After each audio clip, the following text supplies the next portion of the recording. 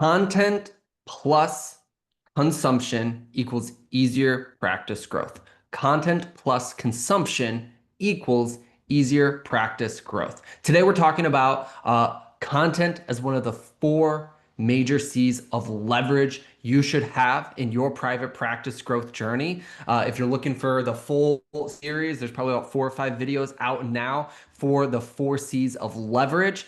So go and watch each one. But for content specifically, it's the one that I think a lot of our practice owners are the most hesitant to involve themselves in, but is also the one that is most required for you to be a leader in for your own practice, even if you aren't a content generator itself. So we're going to dive into that. We're going to give you some great roadmaps on how you should be leveraging content for success and what that little equation I just gave you actually means for you today.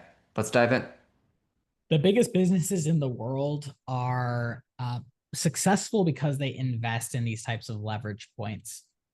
These are the types of things that have like staying power in your marketplace, staying power in the eyes and attention of people. And these are also the things that can be repurposed, reused, redistributed.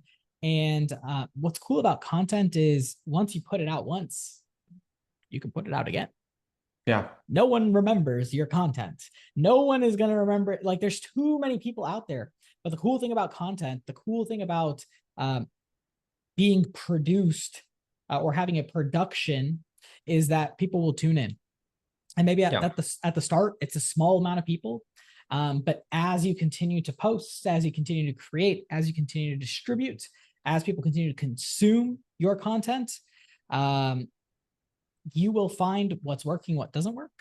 And you will also find that you kind of start living in their head rent free.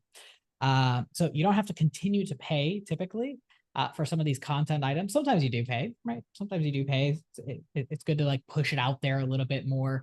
But for the most part, once someone's seen you like 7, 10, 20, 70 times, they start remembering you. Think about the jingle that you got hit with on that ad from 20 years ago that you still sing, 8776, JG Wentworth, that kind of stuff. You guys know what I'm talking about.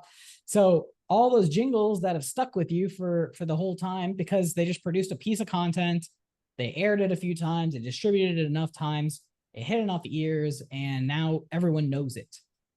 So that's the type of like power and scale that exists with content. Same with like press. Man, how much has the president of the United States been in the news lately? And some of his compatriots that are just kind of going around, right? Like the news is just a massive propagator of content. Bottom line is content compounds.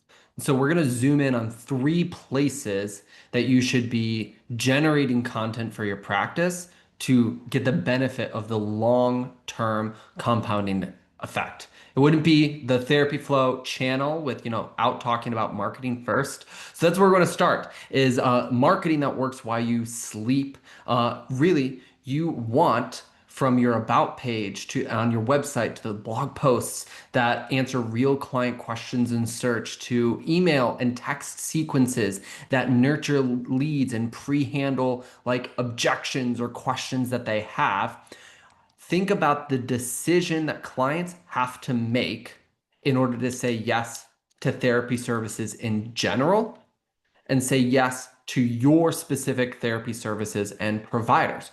There's layers of decisions, right? There's the person way up here that has no idea that they need to go seek therapy for their anxiety problem or that they even have anxiety yet, even higher. And somewhere at the bottom of it is, I have anxiety and I want to see a talk therapist for it that is on your team named Sally. There's a lot of decisions in education that have to happen between the top and the bottom. That's why it's called a marketing funnel, because you've got people in different layers of awareness in different stages. Content is the engine that moves people through it. And your content doesn't move people through it, someone else's will. And you actually benefit from other people's content helping move through it. A real world example is Sally's talking to her friend who has been to therapy before, and they're like, wow, I saw this therapist. I have anxiety. You should go see Sally. Well, that just layered that whole journey to I don't know what I need. Someone made a recommendation. Now I'm going to show up to that therapy practice. In the digital space, we need that across your website.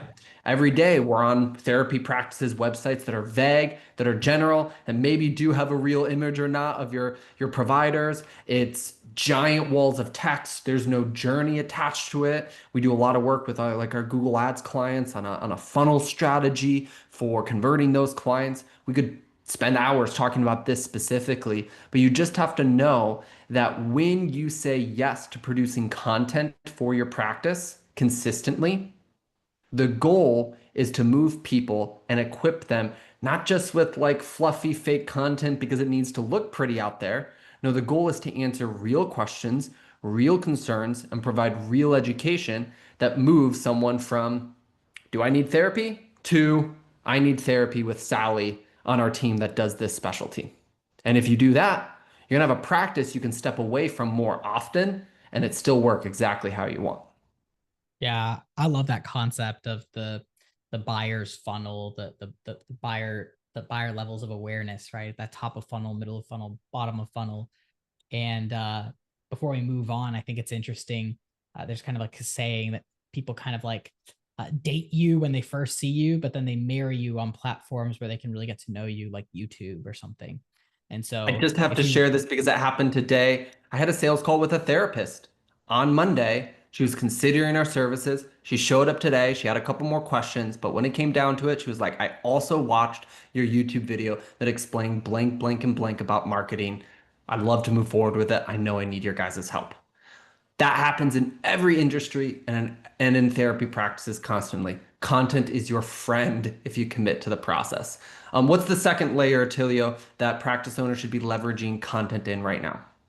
Well, if you're just thinking about marketing, you are shorting yourself on the content level here because content also can exist internal for your business. And one of the biggest internal content levers that you can have is actually training. And so there's a lot of training that you can actually just put together, maybe in the form of videos, maybe in the form of like SOPs, so like checklists, that kind of stuff. And the cool thing about private practice is really there's only like 4 jobs, right? Like 4 to 6 jobs that exist, which means you can get really, really segmented on the types of training per position. And if you make the training for your intake coordinator, and you make the training for your clinical director, and you make the training for your billing specialist, what's incredible is that you start getting better employees. And it's not because you're necessarily getting better at recruiting, but it's because you're setting an example, you're creating what you want to see and what you don't want to see, and you've standardized it now, which is going to take a lot of headache off of your plate. It's going to make it simpler in case you need to replace someone for whatever reason. And this is such a power move. I know when we installed it for Therapy Flow, it just changes entirely how you onboard someone, how you're setting expectations, and what you're going to get from this person and how fast you get it from them. Bottom line is when you also doc all of your internal stuff with the purpose of giving it to someone that both exists and does not yet exist in your own organization, you're going to see how flawed and how broken the current way that you're doing it actually is. And it gives the opportunity for you to often fix it as well, which is great. And that kind of brings us to the third and final category, which is creating content for internal culture builders. What do we mean by that? This is the content specifically that affects the emotional and culture mindset inside of your organization. What do new hires see and feel when they're brought on and trained on your team? That shows your values.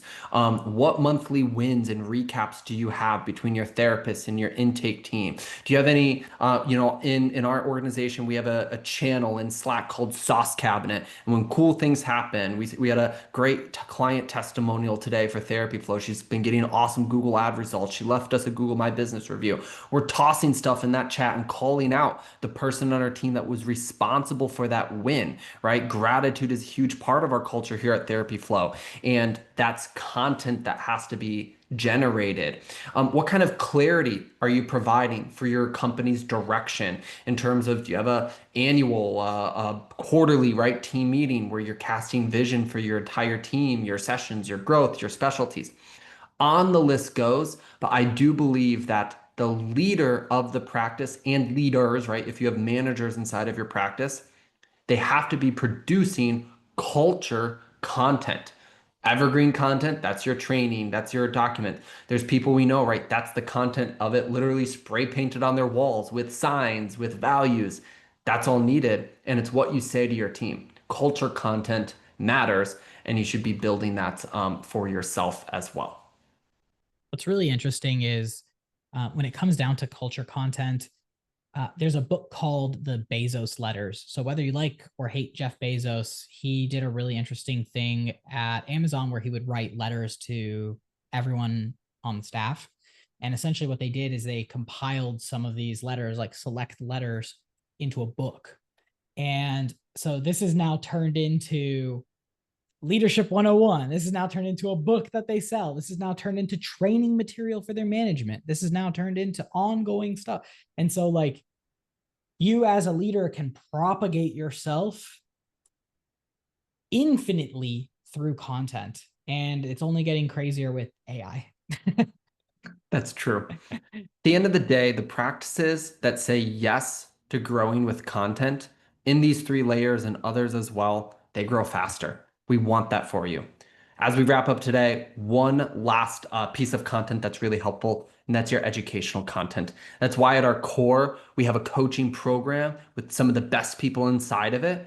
But then we also are committed to things like in-person events. We have Group Practice Con coming up this fall in September. This is for GPC 2025. I'm sure we'll have 2026, 2027. So look out for it wherever you're reaching this. And bottom line, it's so that way you can have in a 2 day time frame months and months worth of content, growth, execution, and strategic planning packed into a 2 day format rather than have to spend weeks or months inside of a coaching program to get it. So those that want to commit to themselves and leverage content for themselves can get that all in one place. Go to grouppracticecon.com and you'll find it there. Thanks for joining us for the Leverage series. We hope that this helps you leverage your practice more. Cheers.